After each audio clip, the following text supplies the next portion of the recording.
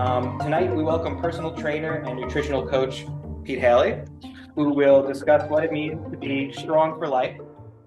Pete's presentation will cover the value of movement and exercise, the difference between the two. We'll also discuss the impact of discomfort, pain, and injury, and how to move while dealing with them, the value of consistency, quality versus quantity, and the impact of nutrition on how we move, feel, and perceive pain.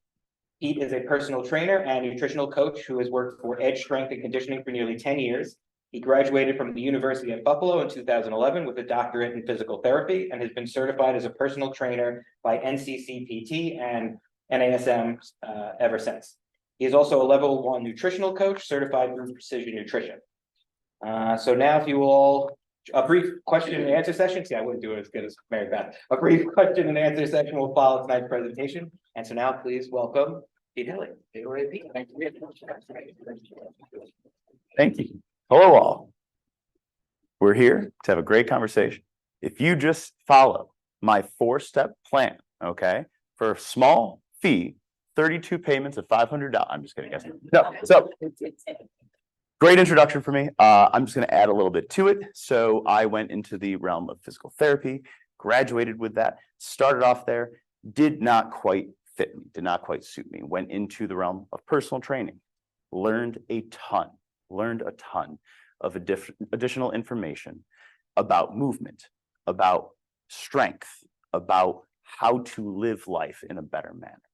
Everything that I learned in college, I was able to translate over to the personal training realm. And I think that was a value to me. It was something that gave me a little bit of an advantage where I had some knowledge that maybe some others didn't have at the time. But uniting those two concepts and then applying it to the people I had the opportunity to work with was amazing for me. So being able to observe things happening in front of me, people creating great change for themselves and bettering their lives was beautiful. It was a beautiful thing for me. So that's one of the main focuses for my career. So like we said, so we are here to discuss movement, quality of movement. We're here to discuss pain, what matters with pain, what doesn't matter, what we should be paying attention to. But when it all comes down to it, everyone in their lives are going to experience pain at some point. We will all have some sort of pain. We do want to make sure it is not something serious, something that would be considered a medical emergency. However, pain does not mean that we should ever stop moving. We need to keep living. We need to keep having the best possible lives. Pain is not something that should stop us from doing that. So that's going to be the biggest message of today. But starting off though, quick additional notes. I do not necessarily do research.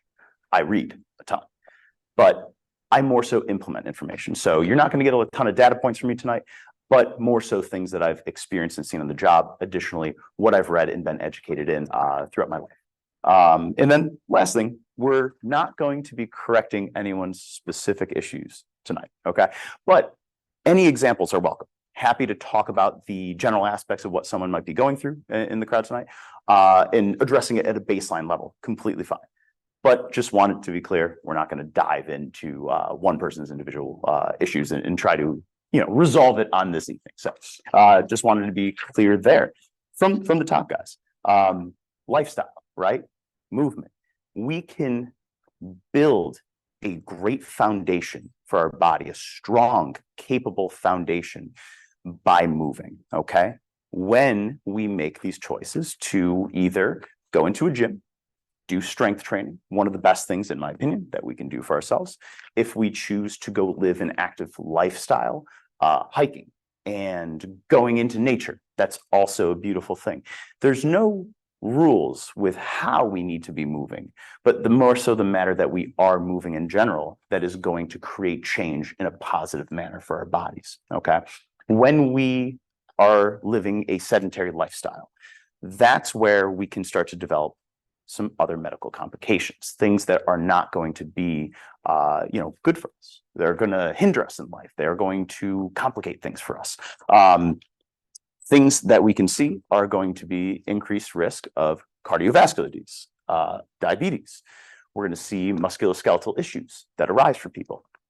Things that, again, are preventing us from living a very happy and quality life. When we are a little bit more sedentary than having a movement-based lifestyle, we are going to see our calorie output, or what we are burning through energy-wise, reduced. Our metabolism will then reduce as well. If we're not moving often, our bones, our joints can ache, our bone mineral density can lessen. Things that can lead us to getting injured will start to happen. So in a sense, by not moving as much, we're actually allowing ourselves to be at risk more often for getting ourselves hurt. We can start to develop faulty body mechanics. Our posture can start to change and alter. A concept that I'll dive into right now is going to be adaptive shortening of muscle fibers. When we are in a seated position, so if I'm going to try to make this a little interactive too. I'm going to move, I don't know, we'll see what happens. But if I am sitting for my job, so maybe my day job is on the computer, or maybe I am a video gamer and I'm often sitting. And in this position, I am forward flexed. My shoulders are rounded. My spine is rounded. If I am in this position day after day after day, which is a very common thing in our modern day lifestyle, being in this position, I will experience this concept of adaptive shortening. So muscle fibers in the front of the body, nothing specific, but the chest, the lats, the abdomen, the hip flexors, everything is in the shortened position, and the body will start to tighten up as a result. It doesn't happen immediately, but it happens over time. On the other side, we have a stretch response that is happening. All the musculature in my posterior chain, or on the backside of my body, is being lengthened, and it's being lengthened for an extended period of time, which will end up resulting in weakness. So I have this shortening happening in the front, or the anterior side of the body. I have lengthening happening in the posterior side of the body, which can lead to more pain for myself and discomfort and difficulty moving. So these, simple things like sitting for my day job, or just sitting, often in life, we are creating these imbalances in our body, which will lead to more problems for ourselves. And the question would be, what is the response to that? What do I do about that? Simply moving, right? Getting up, making sure you are challenging your body. Maybe not aggressively, maybe aggressively. It just depends what your interests are and what you're looking to do. But ultimately, making sure that we're not letting our bodies become stagnant and then creating this situation that will lead to faulty body mechanics, faulty posture, which will then lead to what we're going to express as mechanical pain, okay? Which is going to be related to the muscles, to the joints, but not necessarily a medical emergency, okay? So when we think about that, let's quickly just dive into that. If you are experiencing any pains, like chest pains, very serious chest pains that are immediate, back pains, neck pains, jaw pain, anything lasting over 2 minutes, if it's a very serious, intense pain, I'm not going to dive too deep into it, but just acknowledge what's a medical emergency. That's not what we're talking about tonight. We're talking about anything that is achy. This kind of hurts. It's a little sharp. It's a little stabbing. It comes and goes. Those are the types of pains that we are focusing on. And that is the type of pain that I would, I'm not going to give a percentage because I am ballparking it, but most people are going through those pains. And that's the type of pain that we're talking about tonight. But when we live an exciting life, where we're moving all the time, we're doing the things that we want to do, not only are we achieving better posture, not only are we achieving better mechanics, reducing pain, we're optimizing our body's ability to be efficient, to burn through energy and use it. We are going to find ourselves being more excited more often, being happy. And that's actually kind of the main thing that we want. We just want to be happy, right? So what we do needs to elicit that, needs to bring us enjoyment and happiness. The major point there is, it doesn't matter what you choose to do. It could be, like a heavy strength training. If that makes someone happy, CrossFit. If that makes someone happy, they need to understand the specifics of it, how to go about it, how to make sure it's safe for them. But they should do that. And then if swimming is your thing, if you think swimming is what you want to be doing and should be doing, then that's what you should be doing. At this moment, though, I'm just going to take a little break from these concepts, and I'm going to invite Dottie up here. Dottie is one of my long-term clients and is just an amazing human being that I'm excited is here to join us and talk for a little bit. So Dottie, please, if you want to have a seat. Yeah. I will. Yeah. I've been with Pete for, like he said, a long time. In fact, since he started training people. And I want to ask you a question. I don't want an answer. Just in your mind, you can say it. How old am I?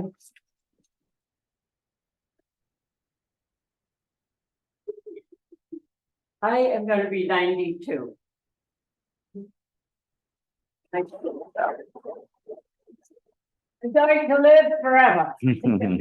So far, so good. And Pete has changed my thinking about living. And I move now to live. And as he said, we all experience pain. I experience pain lots. If I didn't go to the gym, I would be horrible. But Pete, I go into the gym, I got a pain, Pete takes care of it. I go out of the gym, I feel so much better and I'm good. You know, but when I was 70, I had retired when I was 65. I didn't look anything like this. I was overweight. I was not working out. I was semi-active, not that active. I started going to the pool. Oh, I was having such a trouble with my knee. I went to the doctor. Oh, you need a knee replacement. Or go to therapy. So I went to my eight sessions that my insurance company said they'd pay for, but that wasn't enough. I went to Pete. I don't need a knee replacement. I needed work on muscles and tendons, which I was not getting. And staying with Pete, I have decided a whole different lifestyle. And I am very much at ease, very comfortable, but I will not miss my gym periods. I will not miss my swimming periods. They are my life, as far as I'm concerned. If I didn't do that, I'd be a little old lady like this with my walker. I was to a craft fair recently, and my friends kept saying, oh, don't you want a walker? I have an extra walker, you can use it. I said, no, I'm trying very hard to stand erect. I said, yeah, I'm in pain. I'm pushing on my hips, trying to stand up straight. But it got better. And the pain, it's not completely away, but it's there. And we work on it. But you have to dedicate yourself to taking care of yourself. There's nobody more important than yourself. You've got to do it for yourself. If you don't, as my doctor said a long time ago, if you don't take care of yourself, nobody else is going to. So take care of yourself. Do the things, you know what's right. You know what you should eat. You know what you shouldn't eat. You know what you should do. And you know what you shouldn't do. But if you keep working on it, you'll make a big, big difference in your life. And you'll feel more at ease. You'll feel more comfortable doing things. And it'll be much, much easier for you if you do that. Thank you. That is very nice. Thank you so much for speaking to everyone. That was amazing. That covered at least like 5 more bullet points that I was going to go over. So this is fantastic. Just if you don't mind me even just adding to exactly what you were saying.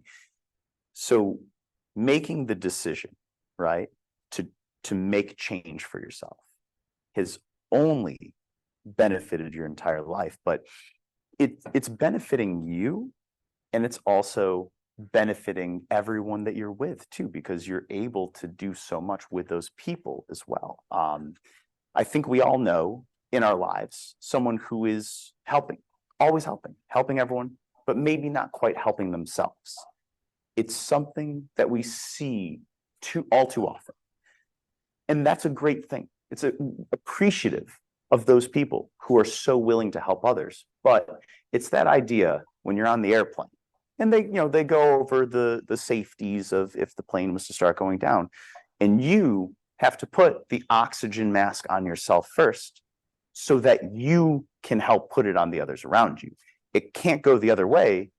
You'll pass out, right? You know what I mean? So the main point there is that you've taken the interest to do things for yourself, and it's benefiting you and all those around you. And then I get to spend time with you, which is amazing too. So we have a ton of fun. But yeah, and then the other ideas of you still have some pains.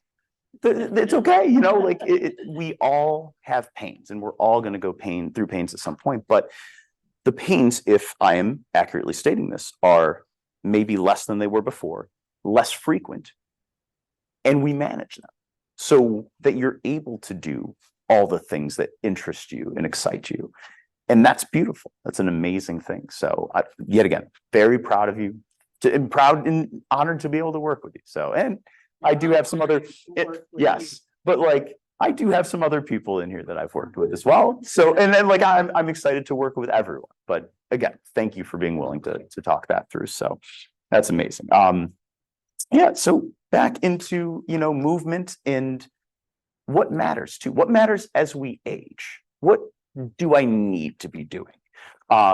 Things that have been proven over time that we all have to be doing in order to continue to age well and thrive. Number one is going to be maintaining our strength. We're going to talk about that in 2 manners. Number one is that we are building a strong foundation that is capable and resilient, right? So a great change that I've seen in some of my clients, I've actually had a couple people report the same thing, where they have been in a situation, maybe another airplane, one goodness, where they're on an airplane and they're like, I needed to put my luggage overhead, and I just did it. As to where before that was like not even a thought, like needed to have help in order to do that. I have another client who I'm just going to say, we don't even do that hard of training. We have a good time. She does the work. She's always consistent with it, but we're not doing the hardest things on earth. And she tells me the other day, she's like, I was at work. Nobody was going to pick up and move this box. They were like, this is ridiculous. This box is, she was like, okay. She goes, she picks it up and moves it. Nothing, like nothing. And the only difference is that she has just put in the time to build that strong foundation that she can work from, that she can do things from. And she was fully capable of, one, moving that object that seemingly was frightening to others, but number two, doing it safely so that she knew she was not going to hurt herself. So she had the training and the understanding of how to move it, but also just had that baseline strength too. So we do want to prioritize strength in our lives. It'll go a long way for us. And that can be performance-based too. If I wanted to really, really well hike a mountain, I wanted to go do this hike, and I didn't want to feel repercussions at the end of it. That strength is going to do that for me. My ability to move my body up an incline for an extended period of time, that's going to require some strength. So if I get to the top of the mountain, I enjoy the views, and then I wake up the next morning and I'm like, I'm a little sore, I'm achy. That's a positive result. That's amazing. But if we're going through that same hike and we wake up the next day and we feel drained, debilitated, like that's not what, how we want to live. That's not the best way to go about it. The other end of strength, and I'm bringing this up because this is shown to be a very, very positive thing that we want to retain as we age, is what is referred to as type 2 muscle fibers. These are our more explosive or dynamic muscle fibers. What that means is that our muscles are reactive and responsive to change. If I was to be going for a walk, maybe I tripped over something and I stumbled, my body's ability to catch myself, that fast acting movement, I'm protecting my own body because I have that musculature. Type 2 muscle fibers are something that we do lose as we age if we don't use it. If we use these muscle fibers, we are able to retain these for our life. However, if we don't use them, we have seen over and over, it is very, very difficult, if not impossible, to re-bring those muscles back to life, or that part of muscle. They convert to the slower type of muscle fibers. Is that, a frightening thing? It's like, no, but it can help you live a much better lifestyle as a result. And then we can even call those same types of muscle fibers our, what's our agilities, or our ability to just kind of move around, to dance a little bit, right? So if we are able to keep ourselves moving in a very fun way, in an agile way, we're protecting ourselves. We're prepared for other movements that life might give us, those curbs that we might accidentally not realize how deep it is as we step off of it, right? But we either, one, are so reactive that we don't fall, or two, we fall. And it happens sometimes, and we don't want to fall. But I've been training, I've been doing movement, I've been exercising, and I get up, I dust myself off, and I say, oh, okay. It's a risk to live life in general, right? There's all these little dangers out there, but the more prepared that we are for life and the better foundation that we've built for ourselves, the better quality life we can live. So that is the main point for that. From there, I know, I'm sorry, I wrote too much on the sheet. Yeah. We're just going to get rid of this. So, yeah, make this a little bit more comfortable. So when we think a little bit deeper about what pain can be, okay, if I have knee pain, extremely common, a lot of people have knee pain. Does it mean that I should not walk? No, like we're going to walk, we're going to go up and down steps. But it can worsen our pain sometimes if we're not paying attention to the details, if we're not doing the other things that help to alleviate that pain, right? So what we need to do is we just need to have a better strategy for how to approach it. And this is what I will focus on, at least with those that I get to work with, on what we can do about these pains so that we can at least reduce the frequency, if not eliminate the pain entirely, and then allow us to move better, and then we can start to build better strength. So that being said, I want to draw just a quick picture. This would be, as to all pictures that I draw, not to scale. I am terrible at drawing. However, let's draw what my imagination says is the knee joint, all right? I may have drawn it once or twice. Yeah. So the idea that we could have knee pain, that we could have arthritis, osteoarthritis, is something that matters, that needs to be paid attention to, but it can be dealt with, okay? This is one of those mechanical things where you have a little bit of joint issue going on. So let's say that my joint, some of the cartilage, started to break down, okay? On the x-ray, You can see it. But what does it present to you? Does it give you pain? Why does it give you pain?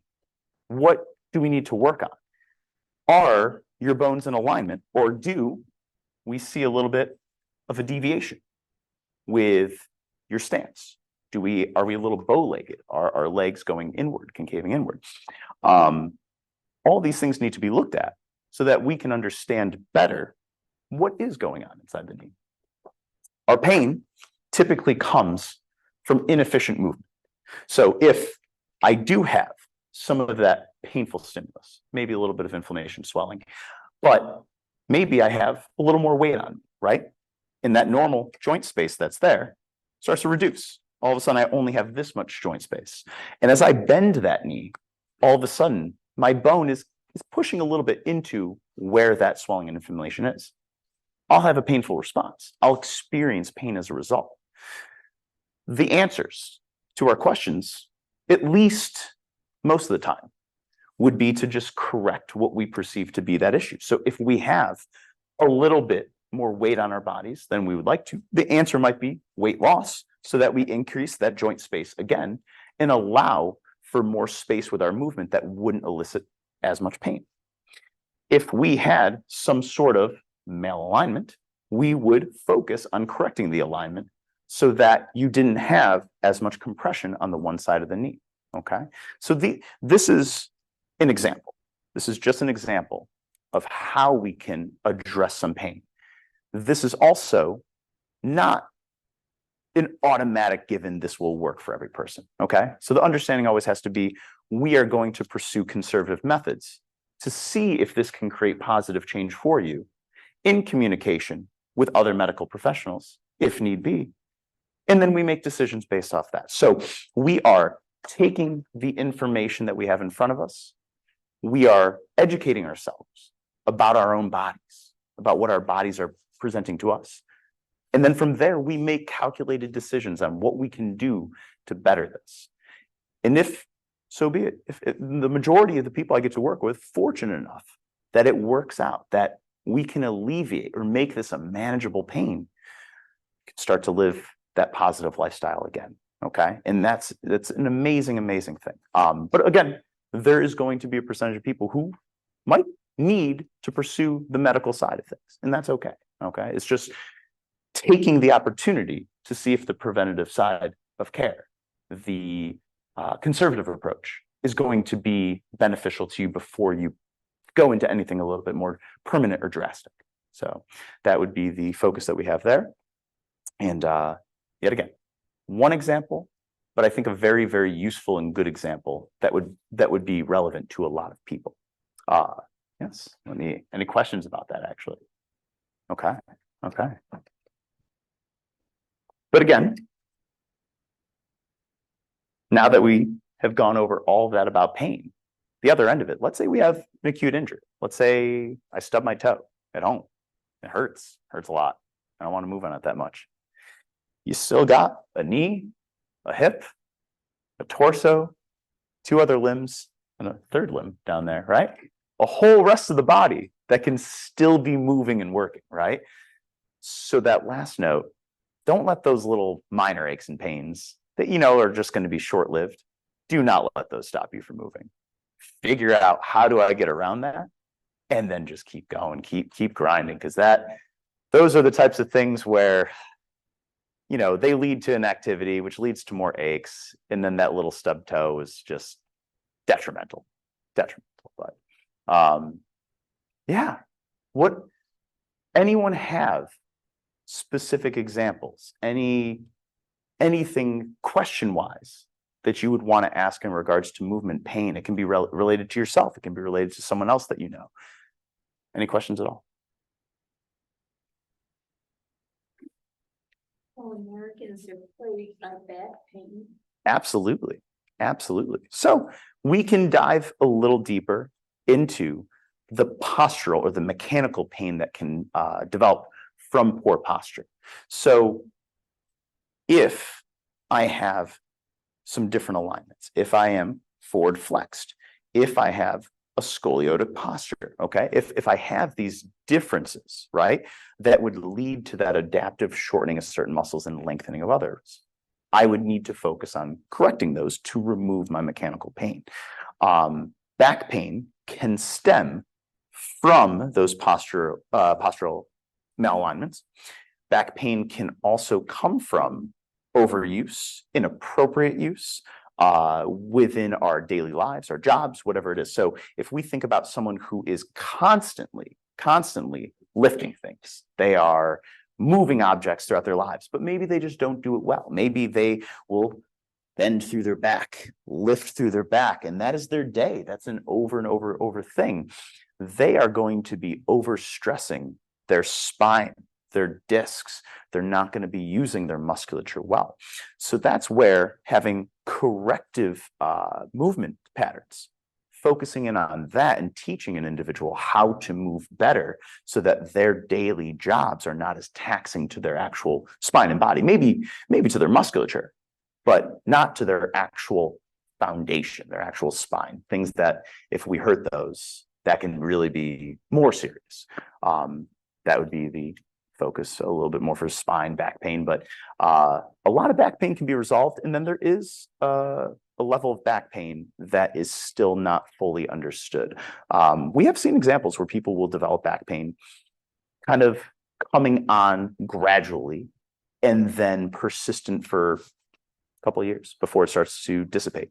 I haven't had the opportunity to work with someone in that regard where they've had unexplained back pain, but no, I'm fully aware that it happens, that it exists, and still always pursuing answers for those things matters a lot. So there are reasons for back pain, but there are also back pains that you need multiple opinions on. Yeah. So on that, Mhm. why do people end up like they'll be shoveling or raking, like Mhm. they don't do that often and then Sure. that's that twisting and Yeah. talk about that. Absolutely. So if let's go with shoveling. I think shoveling is easily the most relevant. So I am not doing what I would refer to as the hinge pattern as much. A deadlift, the ability to move and bend forward. If that is not something that I train very often or that I do as my own movements, and then winter comes, right? Now it's like mid-January, but winter finally comes and I have to shovel and I am bending over and rotating, bending over and rotating. That is the same type of concept where if that's someone's job to continuously bend forward, you want to be proficient at doing so. If I am going into shoveling and I have done nothing that's like that movement within the past year since the last winter, my back may not be as strong as it needs to be. My movement quality may not be quite there. And then those inefficiencies, again, can stress the spine, the discs, the other tissues that are in that area, which would lead us to having excruciating pain or possibly just overworking the surrounding musculature of the spine as well. So our low back, so our erector spine. But that would be why. So that's what makes it so important sometimes where moving matters. However, I very much so like to prioritize strength training for people. It's one of the best things that we can do for ourselves. If we are good at moving, at hinging, and actually, I'm just going to add on to that concept, the deadlift, a scary concept to some. People hear deadlift and they think to themselves, oh my goodness, lifting up like 300 pounds off the ground. But that's not deadlifting. That doesn't have to be what deadlifting is. That can be part of it. But deadlifting is just picking up something off the floor. It's having a 10-pound box that just got shipped from Amazon and I have to go pick that up and move it inside, right? I don't want to move through my back with that 10-pound weight. I want to move through my legs.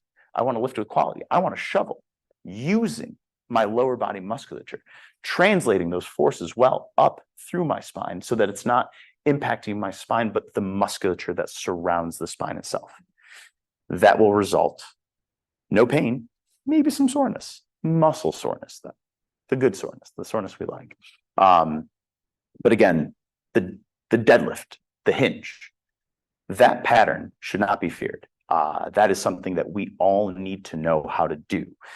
Many populations need to know how to do. I had the opportunity in the past of working with a group of nurses. Now, yet again, this is just one example. This is not the nursing population. This is not all programs. This may have just been one instance, but I had the opportunity to work with a group of nurses who none of them had any training in their schooling, in their education, in how to bend and how to move their patients. They knew how to move patients and transfer them. They just didn't know how to use their body to do that well. Beautiful experience. Nursing, probably still, if the data is still relevant from years ago, one of the highest burnout rates in all professions. We need nurses. We need quality nurses. They got to protect themselves. One example, hopefully not a bad example, but one example. And that is why deadlifting or hinging is so important. I'll go off on another little spin.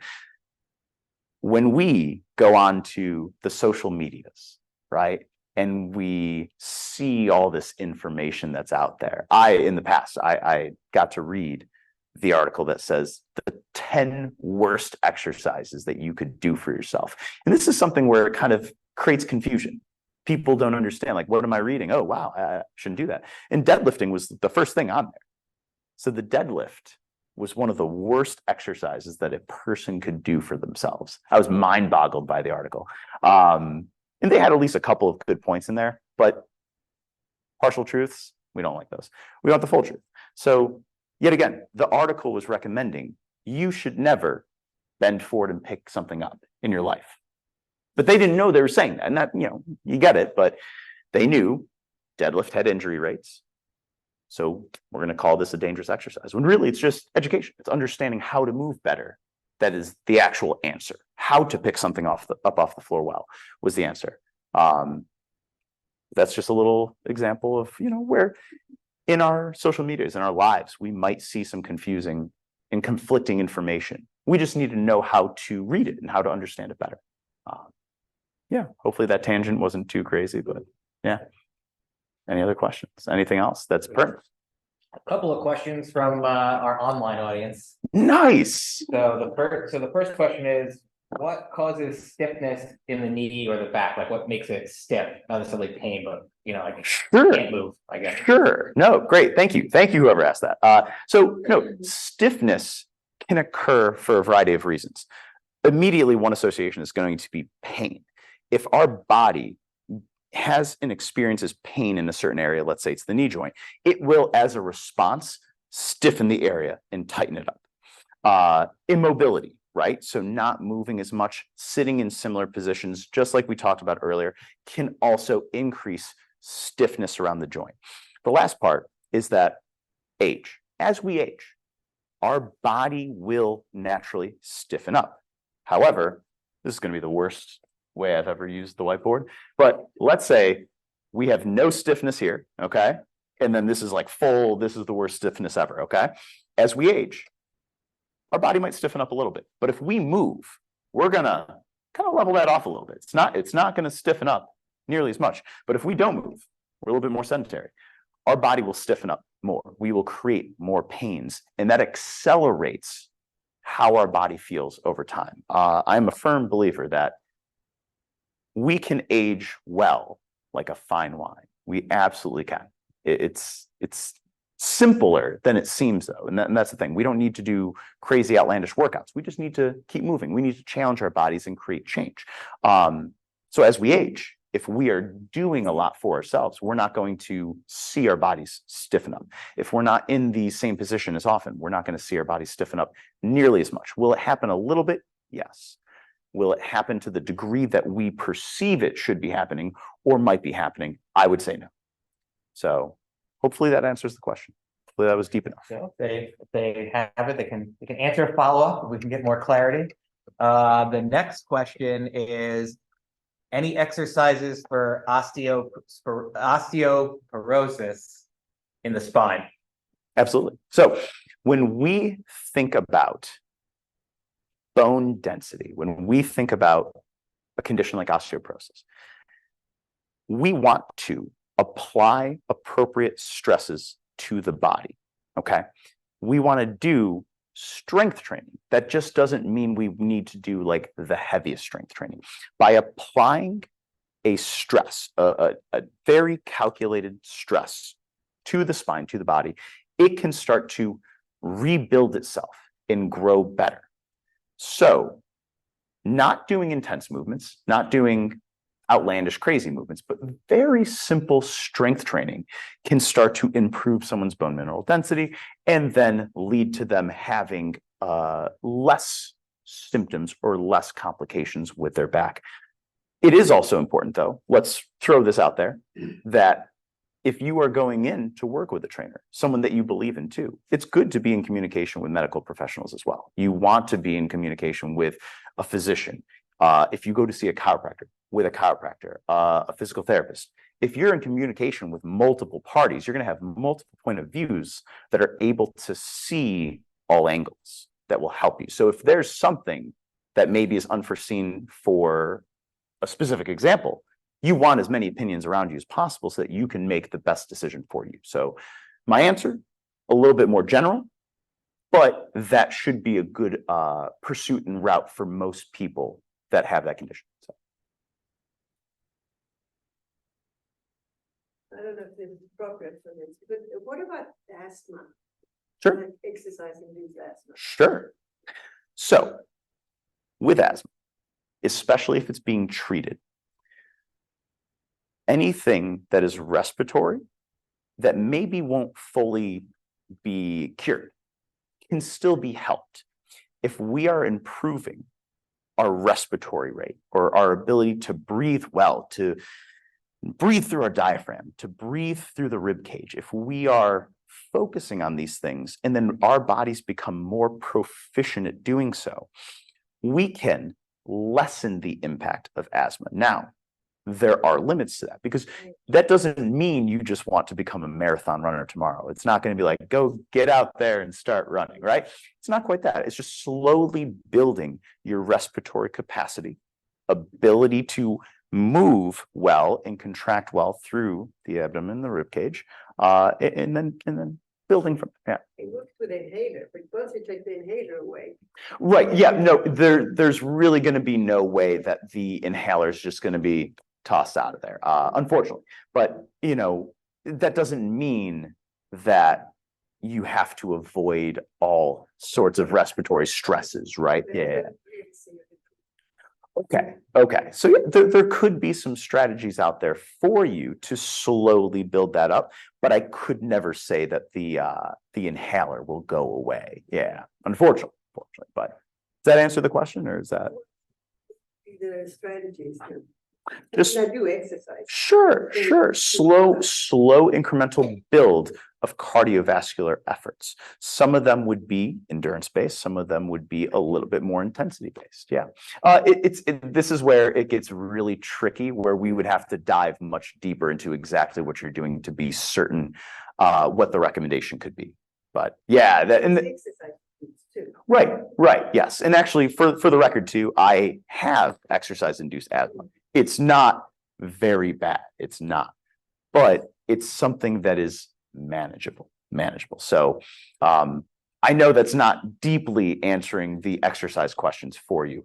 However, I would definitely encourage you to focus on one, figuring out where you can start incrementally building up your respiratory capacity. Number two, focusing on some breathing techniques that could improve your lungs, your diaphragm's ability to breathe, and then seeing where that goes from there.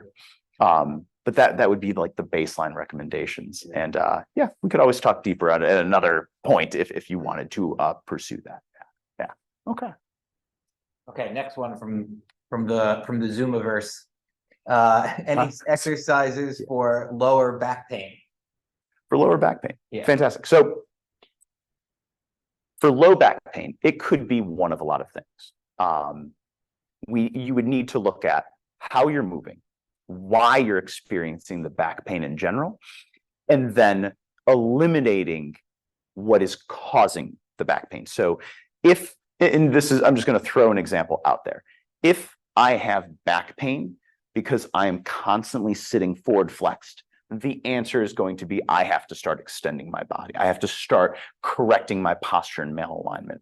But an additional concept that I can throw in there is that we also want to have strong posterior chains. So let's say I am a rather healthy individual.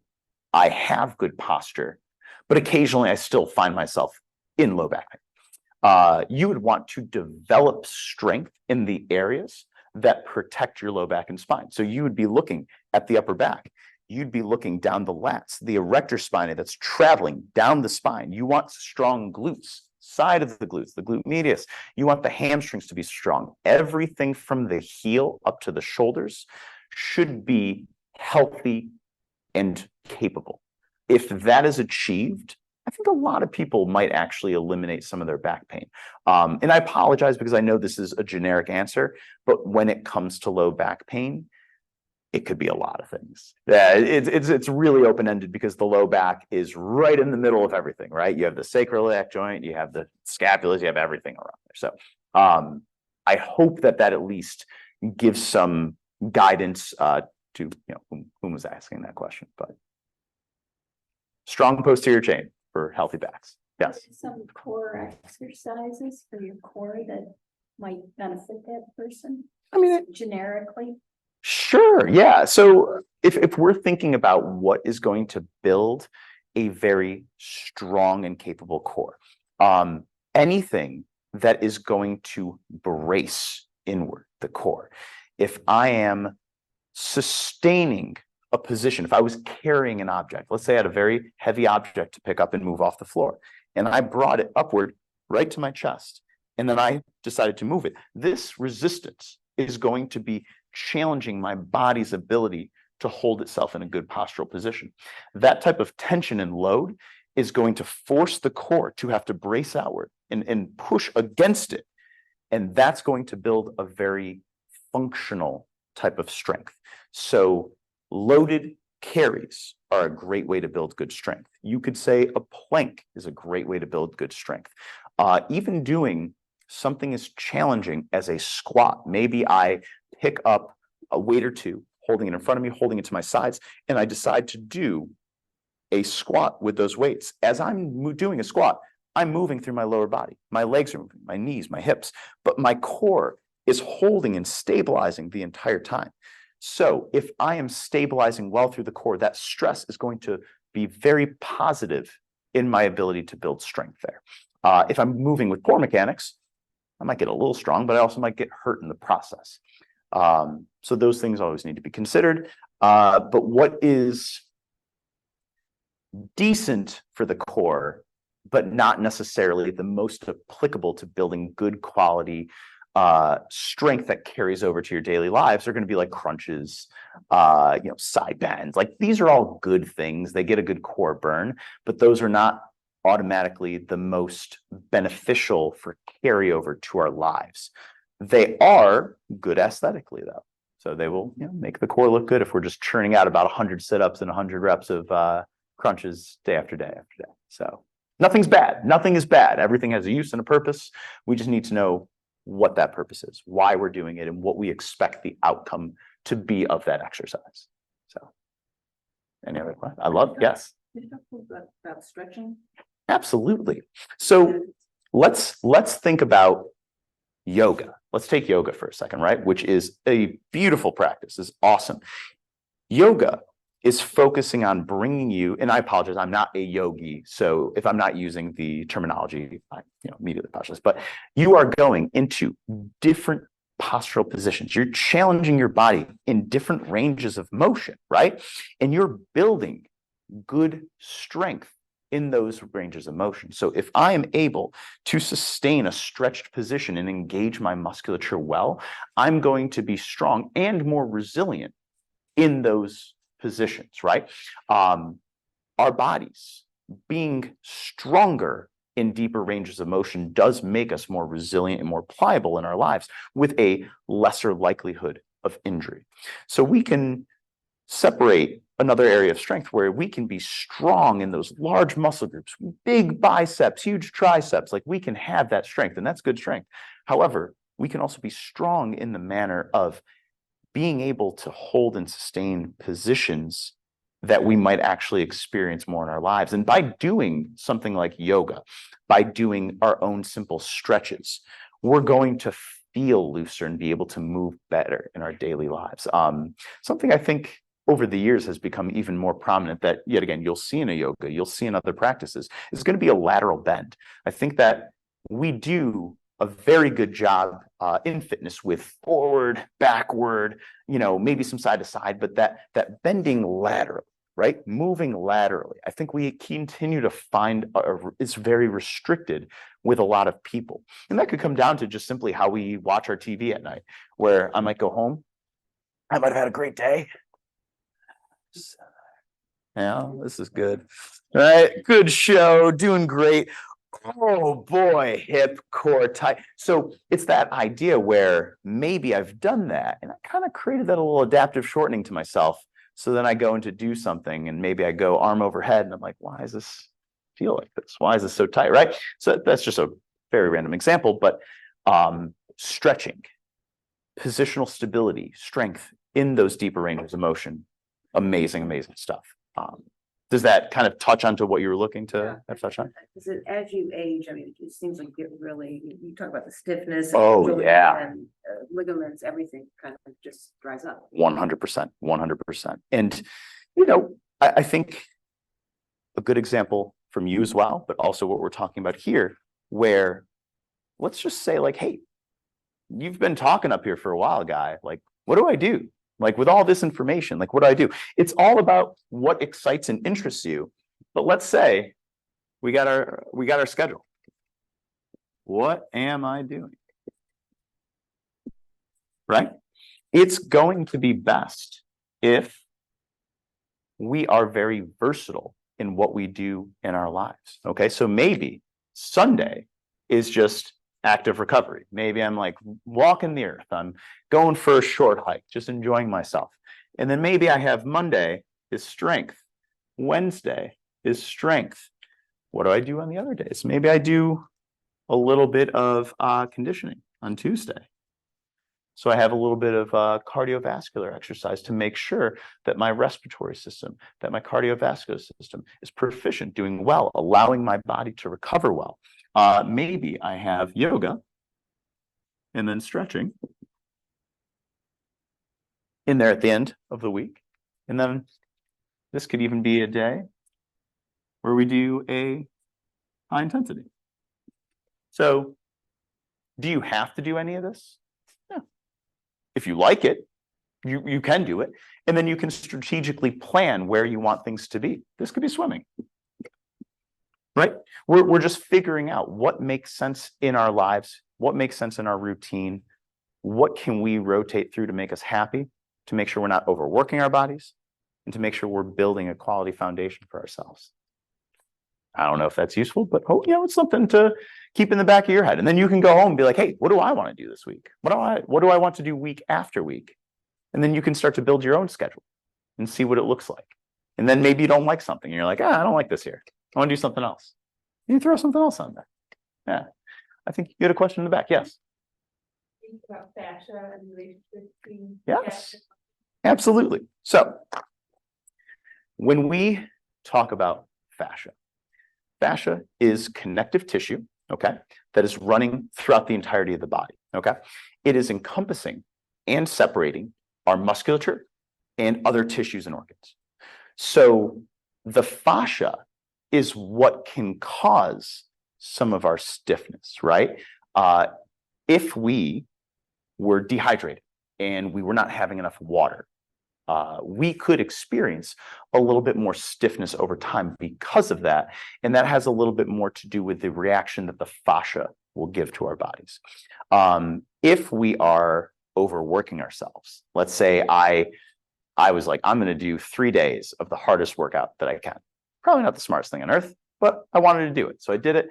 And all of a sudden, my body is just stiffer as a result. That would be another response from the fascia, right? Where the fascia is more so tightening up because our body has been so taxed and stressed. The nervous system is what is controlling a lot of this. There's going to be other reasons, but the way that we take care of our body will determine the health of the fascia or the lack of health for it. Our hydration, our nutrition is going to be essential for it too, making sure that we are supplying our body with good, macronutrients, but also micronutrients. Those are going to matter just as much, if not more. So the better health that we are in, the better our fascia will be for us in regards to moving. And since we're already kind of like touching on these things, some of the most important stuff in life, sleep. Make sure you're getting sleep. Make sure you're getting good hydration. Make sure that you're eating well. Take care of the body that you want to be using, and it will prosper for you. So it doesn't all have to be about aesthetics. It can be about performance. How is my body performing today? How do I feel? Do I feel good? Do I wake up motivated? Or am I waking up groggy, feeling kind of drained? And why is that? Anytime that we wake up feeling one of those ways, pay attention to the day before. What did I do the day before? Why did I feel so amazing? Why did I wake up and feel like, oh man, I want to like tackle every house chore that I have, go do a hard workout? Like, why did I wake up like that? What did I do the day before to lead to that? And then the alternative. What was it that made me feel like crap the night before? Was it the pizza that I ate, the entire pizza? Was it the salty chips and the vodka or whatever? Like, that could be a reason, right? Like, so if we pay attention to the things that we're doing in our lives, we can kind of draw conclusions to what's going on for our own selves. And something that I know this is a horrible tangent that I'm going on, but something for myself too is that there are things in my own life where, hey, some of it I'm aware of, some of it I'm not as aware of, but I'm learning as I go. Where, hey, if I ingest something and it's a bean, beans don't go too well for this guy. It's not good. And I wake up the next day and I know, I remember. We'll stop there for that. But the point is that pay attention to these things because they matter for you. And if something is going to cause inflammation in your body, if it's going to impact the health of your body, maybe you don't want to do it unless it's what your lifestyle is. If you prefer something, just acknowledge it. Just acknowledge it and make sure that you are minimizing how much of it you are doing, consuming, whatever that is. But make sure you understand it first so you can make that decision consciously for yourself. Since I partially or hopefully answered it. Okay, good. Okay, sorry. Yeah. What else do we got? Anything? Yes. In order to benefit more from strength and conditioning training, do you personally recommend, like personally I do, 4 days on, 3 days off? Do you think someone would benefit more 1 day on or active rest day, 1 day on and active rest day? Or what is your Sure. rest day? So rest doesn't have to mean don't move. Okay. And it's going to be, before I answer this, because I know you, good dude right here, Anthony. So if we are talking to everyone, you need to make sure that whatever you're choosing to do is something that your body is recovering from. If you are wearing yourself down, you're doing too much, right? That's automatically going to be the simple answer. But that's going to be different for everyone because you're going to have people who maybe have been doing exercise, fitness, sports for their entire lives, and their bodies are going to be capable of a higher end capacity, right? So it's just the automatic truth of it. And that's okay.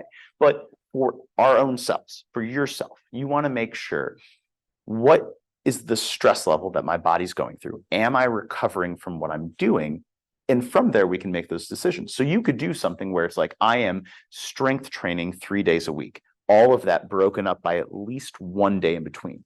On the other days, I'm doing something cardiovascular, maybe low level, maybe zone 2 heart rate that you are focusing on for those other days. Or it could be like a yoga, it could be a swimming, it could be another specific task that is keeping your body moving, challenging the cardiovascular system lightly, but allowing you to recover in the process.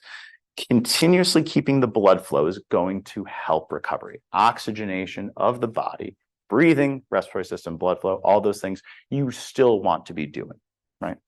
But again, you could go through that type of week and you could decide for yourself, that wasn't the challenge that I needed. It was good, but I can do a little bit more. And then you make adjustments to your own week based on that. But you want to make sure whatever stresses you're applying to yourself, that you are also recovering from in the meantime. Yeah. And for you, I don't know, man, you've been going up. You're strong. You're a strong guy. Strong guy. I'm going to give credit to everyone in here. If you're willing to talk to me, I'll credit you. Yes. Lovely lady in the middle. When you are stiffer in pain, this heat or cool, ice, whatever, which helps more? Thank you. That's a very good question. So when we think about stiffness, another idea of increasing blood flow is going to be using heat, okay? This is going to be a majority of the time you want to use heat. If you have any medical complications or anything that should be addressed with a doctor, you might want to check in with them first, okay? But the general recommendation would be for stiffness, pre-workout. If you were doing a workout or if you were going to do something that was strenuous to the body, you would want to use heat to increase the blood flow to the tissue and prepare it for activity. So that's what you want to do. Yes.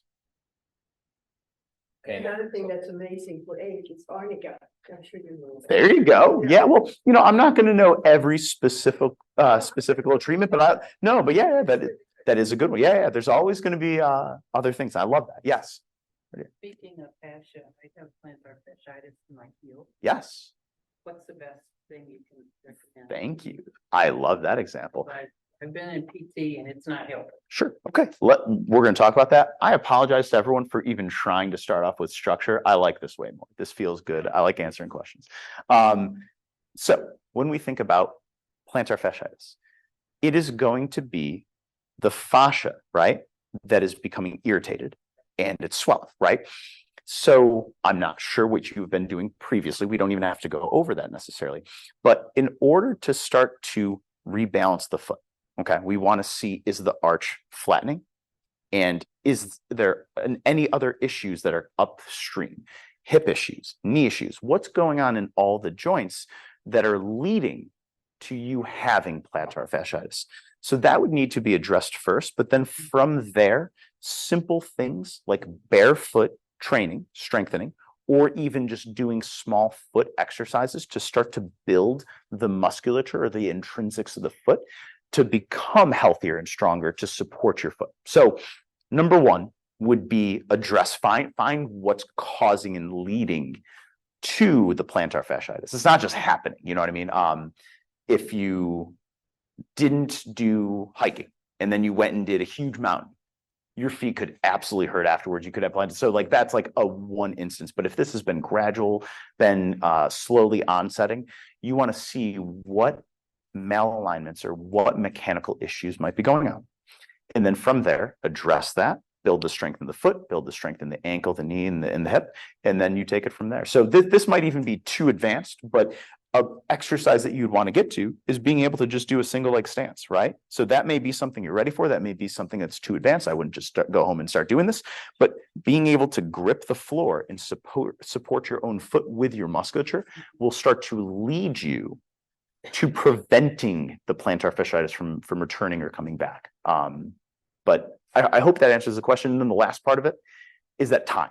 It does need to heal. So you can do strengthening in the meantime as it's healing, but the inflammation ultimately will need to go away before it is corrected.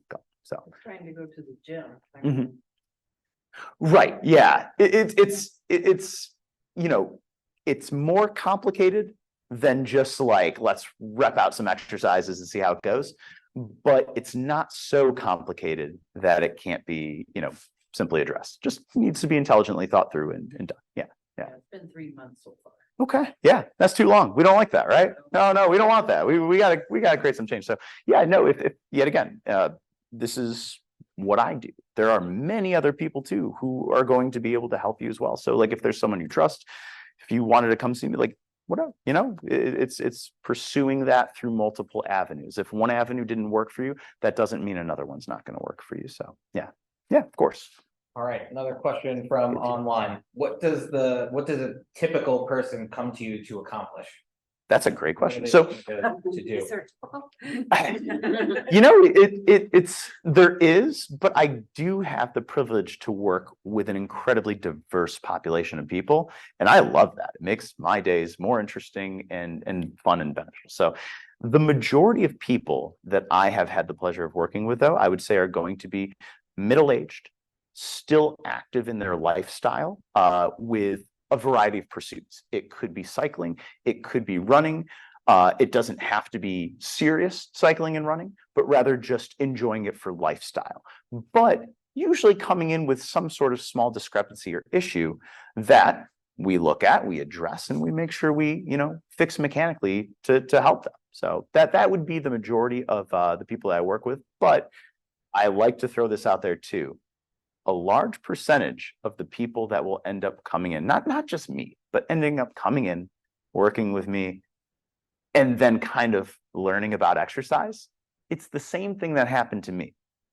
I didn't fully understand exercise. I played sports in high school. I did it, but I don't know. I sort of did it, right?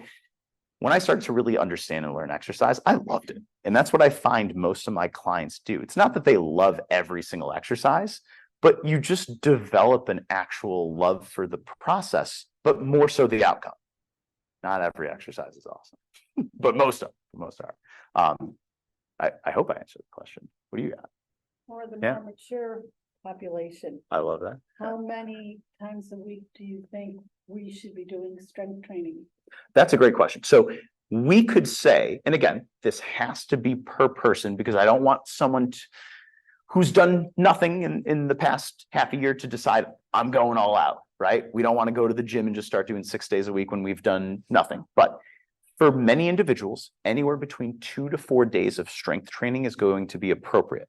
Not every one of those days should be a very difficult strength training session, but there are some harder movements that can be done on a couple of days. And then there are a lot of accessory light movements that can be done on the following days. That would be a baseline recommendation. I think that would be a good recommendation. But again, it's all subjective. It's like if 3 days worked for someone and that way they were allowed to do some of the other exercises and routines that they liked, then fantastic, whatever keeps us moving. That answer that all? All right, we got time for one more. This This is it? This one's from the internet and from me. This better be good. So, 2 things. So first, if people here and out there want to go to a physical person or a trainer, right? A physical therapist, somebody who does what you do. Sure. What certifications would they look for, right? Because obviously there's 1,000 people on YouTube selling you crazy ideas. Like how would you tell that someone else who's in your profession is, legit and will give as good advice as you just gave? Wait, did you say that was you? Or is that someone This is else? my question, and then there's a Beautiful. follow-up, and then the follow-up question is, and then can you tell us where you practice and where people can find you? That's Okay. the online one. Oh, No, great. Okay, thank you. Great question. I love it. Okay, so here's the thing. When we think about what should I be looking for, credentials are amazing. Certifications are amazing. They are telling for what someone has educated themselves with, right? And what type of experiences that they may have. So if something resonates with you that you see on someone's resume, then go for it. However, I hate to say it, this is life. You know what I mean? It's kind of like we're dating, right? Like if I'm going to search for a doctor, like I got to make sure you resonate. There's a lot of smart people out there. There's a lot of really smart doctors. But if someone doesn't resonate with me, like I should probably go to see someone else. And it's not necessarily because of them. You know what I mean? It just might not be a fit. It might not be a match. But if you are willing to step into the realm, so let's say you were pursuing a personal trainer and you were willing to say, I'm gonna go try this person and see what it's like. And you just get like a initial assessment from them, just one session with them. And you got great feelings. You loved how they were talking, pursued a couple more, go on a couple more dates. If it doesn't work from there, then boom. If you meet with someone, you're just like, you know what? It wasn't quite like what I expected. Then so. You could always look on like online reviews for people too and get a good feel that way. But there's really nothing better that you can do than word of mouth, meeting people, and just getting out there and getting in front of people and seeing what they have to offer. Because I tell you right now, I will tie into the second question, but I work at Edge Strength and Conditioning. Okay, that's where I've been working for almost 10 years now. The owner, Ryan Vollmer, great guy. I worked with him at Gold's Gym Liverpool, where I met Dottie as well. And long story short is that every single trainer that we have has a different experience, is coming from somewhere else, right? We all have something to offer to another individual that is beneficial. So if someone met with me and they're like, you know what, just wasn't quite it. This wasn't what I was looking for. But I see that guy. he might have a little bit of a different experience. He might have something else to offer to me that I'm looking for, that I'm interested in. Then maybe another trainer makes sense. Being willing to go through that process and just embracing the idea that you don't have to feel the uncomfortable nature of like telling someone like, oh yeah, this just isn't for me. Be okay with that. And then be willing to meet more people. And in a sense, you're networking yourself. Network yourself, meet more people, hear from other people what worked for them, why it worked for them. And then you're going to learn more and you're going to know who resonates the most with you. But at the same time, I will say very positively, I believe in everyone that's at Edge Strength and Conditioning. We have a good, diverse population that is working with us. And I think that we all have something to offer to someone. And where are you located? That is going to be in the Dietz apartment complex, which is 225 Wilkinson Street. It is the warehouse that is attached to the building. Second floor up is residential. The first floor is a bunch of other businesses. We have, it's not O Yoga anymore. It is, someone help me. Sky Yoga. Thank you. I apologize. Sky Yoga. Nope. Sky Yoga is there. They do a great job. Sonicuse is there. Does a great job. Green Beauty also there. A lot of different health businesses in that little area. It's awesome. Someone open a salad and coffee shop for me, please.